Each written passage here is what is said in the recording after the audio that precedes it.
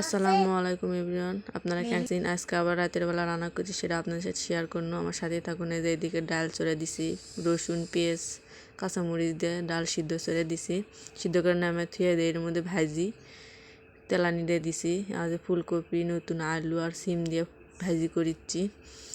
এই যে নাড়াচাড়া করে সরষেটা কিন্তু বাগার দিছি গাইস। এই যে ঢাকনা দিয়ে ঢেকে দিনু ভাজি। এই যে নাড়াচাড়া করে সিদ্ধ করে লিছি।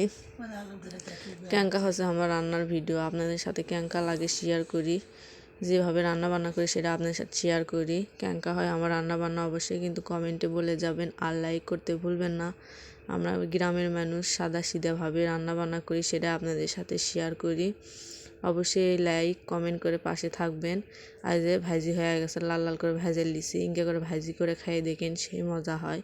আর ডালে যে নামে রাখছিলাম সেটা ঘটনা দিয়ে ঘুটে লিচ্ছে, ঘোটা হয়ে গেছে, তার মধ্যে পানি দিয়ে বলক তুলে বাগার দিয়ে দিছি, পেঁয়াজ রসুন আর ডাল তালানি দেয়। ক্যাঙ্কা হচ্ছে ফাইনাল লুক অবশ্যই কমেন্টে